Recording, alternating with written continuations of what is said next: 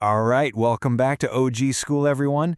In our world, in the crypto space, we spend so much time talking about making it big, but we don't talk nearly enough about what to do after you've made it. So today we're breaking down a really critical concept for anyone navigating newfound wealth, whether that's from a 100x coin or some life-changing exit: stealth wealth. Okay, so let's just dive right in.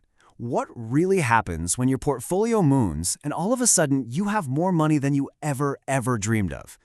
You'd think, right, that this is it. This is the key that unlocks all your dreams. The Lambos, the penthouses, all of it. But for a shocking number of people, that key actually unlocks a total and complete nightmare. I mean, just let that sink in for a second. This isn't some random person. This is a guy who won one of the biggest Powerball jackpots in history. We're talking $314 million. And his biggest regret?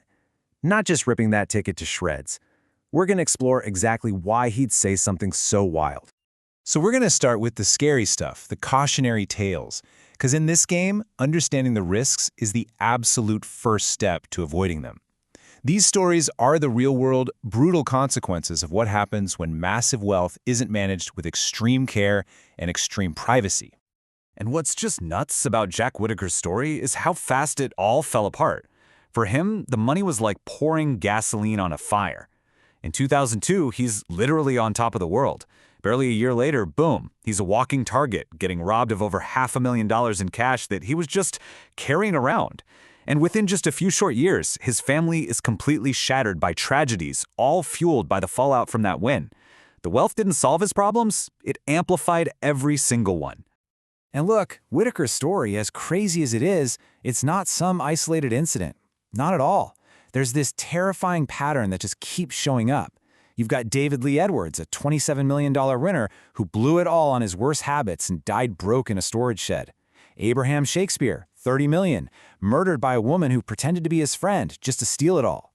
Callie Rogers won big as a teenager, and the money just destroyed her life, costing her everything, even her own kids. So what's the common thread here? Sudden, visible wealth. It's like a magnet for predators. It enables self-destruction, and it absolutely shatters lives. So you have to ask, right? Why does this keep happening? Is it just that these folks made bad decisions? Or is there something deeper going on? Well, it's way more complex than that. Let's actually get into the science of it, because it builds a case for a completely different way of thinking about wealth.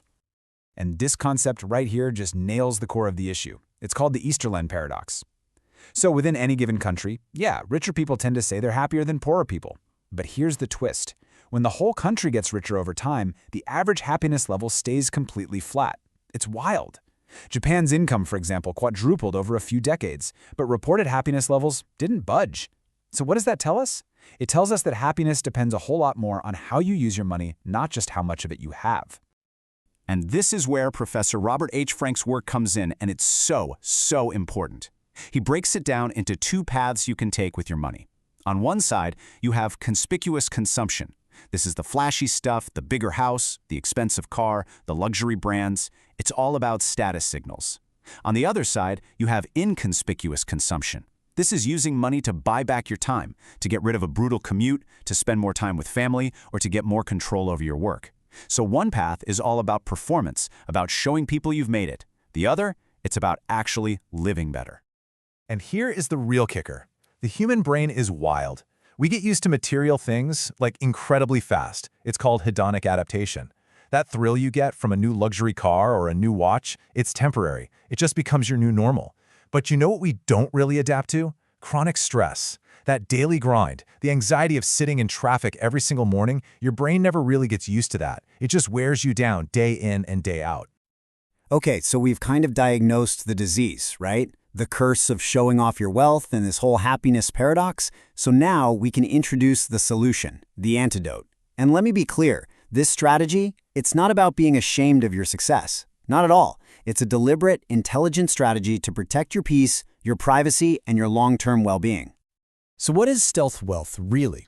At its core, it's just the practice of keeping your financial situation private, so you can avoid all the negative side effects that come with being known as the rich one. And this is super important. This isn't about being cheap, it's about being smart. It's about being strategic. It's valuing your own freedom and peace of mind way more than you value other people's validation. There's this perfect little story from a blog that just captures the whole reason this matters so much. So picture this. A guy walks into his bank just wearing a t-shirt and jeans. The banker's all friendly, calling him dude, just super casual. But then the banker pulls up his accounts, and in a split second, everything changes. The dude's posture straightens up, the jokes stop, and dude suddenly becomes Mr. O'Leary. Money changes how people treat you, and that shift, it's almost never for the better. It puts up a wall and introduces an agenda that just wasn't there before.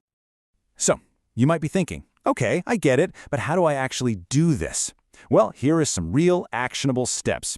First, you got to avoid lifestyle inflation. Just because you're making more doesn't mean you have to spend more. Next, and this is a hard one, stop worrying about what other people think. Focus on buying experiences, not just things. Drive a solid, reliable car, not some flashy liability.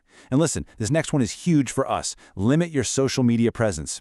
Every post of a fancy watch or a first-class ticket is an advertisement to the world that you are a target. You have to value your privacy more than the performance of being rich. All right, so let's talk about the real payoff here. What's the ROI on all this? And it's not measured in dollars or ETH or anything like that. It's measured in your actual quality of life, which is way more valuable than any luxury good you could ever buy. They've done these studies on people in super high-stress jobs like city bus drivers who are just stuck in traffic all day long. And the results are kind of terrifying. They showed the real physical cost of that chronic stress. I mean, this isn't just you feeling stressed out. We're talking about lasting high levels of stress hormones like cortisol and way higher rates of high blood pressure. This is your body physically breaking down. So think about what that means.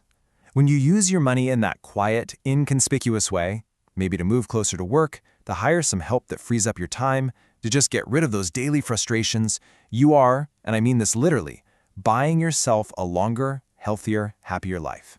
You're using money to directly cut down on the physical costs of stress by just eliminating the stressors. Let me put it to you this way with a little thought experiment. Which would you pick? Seriously, Society A, a huge 4,000 square foot house, but it comes with a stressful commute. Or Society B, a slightly smaller house, but with no commute at all.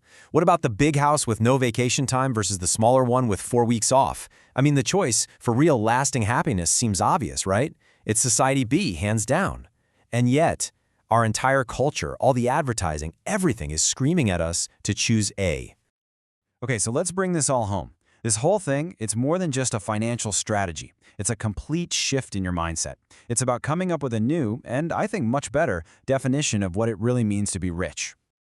And this quote right here, this really is the whole ballgame. Look, true wealth isn't about what you can buy. It's not the Rolex, it's not the Lambo. True wealth is the freedom of your time being completely 100% your own. That is a level of success that no luxury good could ever touch. And just to be super clear, nobody's saying you should be a miser, okay? The goal isn't to just hoard your money and never enjoy it. It's all about intentionality. It's about using your wealth like a scalpel, not a sledgehammer, to carefully craft a life that is genuinely better, a life full of health, strong relationships, and maybe most important of all, peace. So I'm going to leave you with this one last question to think about. For a true OG, what's the ultimate flex? Is it the NFT you can show off on your profile, the car you can post on Instagram? Or is it the quiet, invisible, untouchable freedom that those assets bought you in the first place? Thanks for tuning in to this explainer.